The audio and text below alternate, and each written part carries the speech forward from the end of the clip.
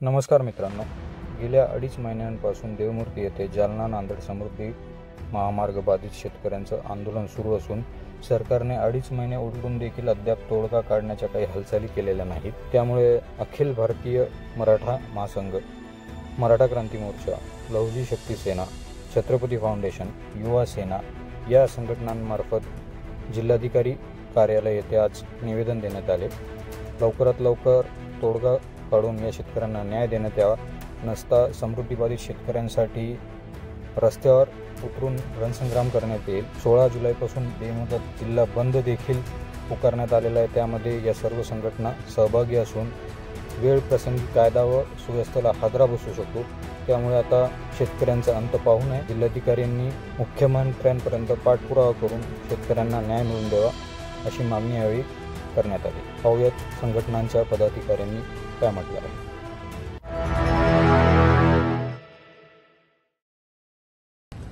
जालना तालुक्यातील देवमूर्ती येथे शेतकरी योद्धे दिलीप शेठ राठी जालना नांदेड समृद्धी महामार्गाचं जे जमीन गेलेली त्याचा योग्य मुआवजा न मिळाल्या कारणाने त्याचं मूल्यांकनानुसार जे रक्कम मिळायला पाहिजे ती न दिल्या कारणाने शेतकऱ्यांच्या आणखी काही अडचणी असल्या कारणाने गेल्या 2.5 महिन्यापासून उपोषण शांततेच्या मार्गाने आंदोलन सुरू आहे।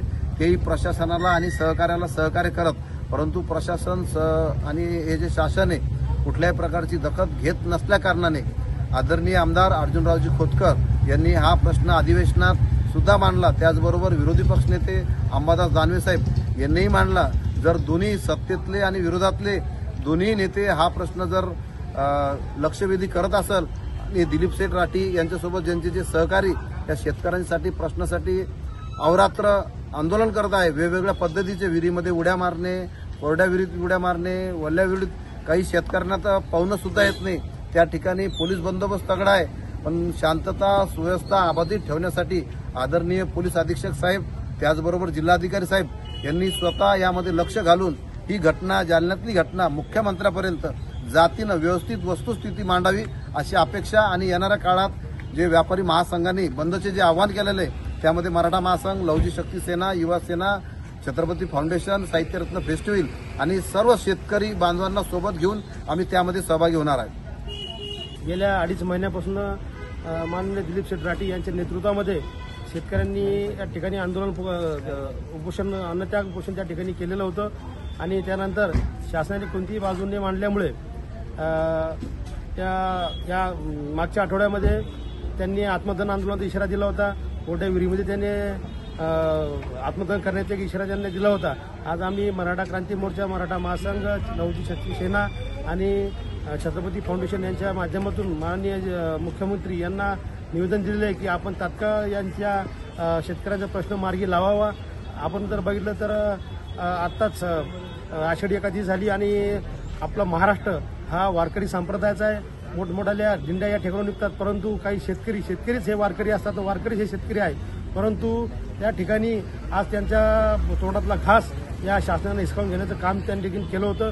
त्या ठिकाणी अनेक जे वारकरी होते त्या 2.5 महिन्यापासून ते दिंडीत न जाता त्यांनी आज शेतकऱ्यांसाठी त्या ठिकाणी स्वतः आणि शेतकऱ्यांसाठी त्या ठिकाणी उपोषण त्यांनी केलं। म्हणून आज आम्ही सर्वांनी येणाऱ्या 16 तारखेला व्यापारी महासंघाचा जो जालना जिल्हा बंद आहे त्या जालना जिल्हा बंदमध्ये सर्व संघटना, मराठा क्रांती मोर्चा असेल, मराठा महासंघ असेल, लवजी शक्ती सेना, छत्रपती फाउंडेशन आणि युवा सेना यांच्या वतीनं आम्ही त्या ठिकाणी पाठीमधून त्या बंदमध्ये सहभागी होणार असून काल परवा जालन्याचे सन्माननीय आमदार माननीय अर्जुनभाऊ खोतकर यांनी त्या ठिकाणी लक्षवेधी केलं, विरोधी पक्षनेते अंबादास दानवे यांनी त्या ठिकाणी लक्षवेधी केलं, परंतु पाणी मूर्त कुठं?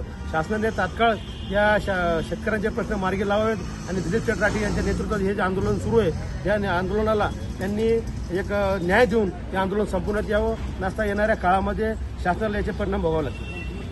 आज देवेंद्र फडणवीस साहेब यांचा जो ड्रीम प्रोजेक्ट आहे आणि ते ड्रीम प्रोजेक्ट असा आहे की आता जे समृद्धी महामार्ग आहे ते जालना ते जे नांदेड हे समृद्धी महामार्ग आहे, अनेक जालना जिल्ह्यातील शेतकऱ्यांचं या ठिकाणी जे जमीन अधिग्रहण केलेली आहे ती कवडीमाल मौल्य या ठिकाणी त्या शेतकऱ्यांची जमीन या ठिकाणी शासन हे घेत आहे। दुसरीकडे या ठिकाणी आपला म्हाडाचा प्रोजेक्ट आहे, त्यांना प्रति एकर 1 कोटी रुपये एकर दिल्या जाते आणि शेतकऱ्यांना फक्त 10 लाख रुपये एकर हे दिले जात आहे।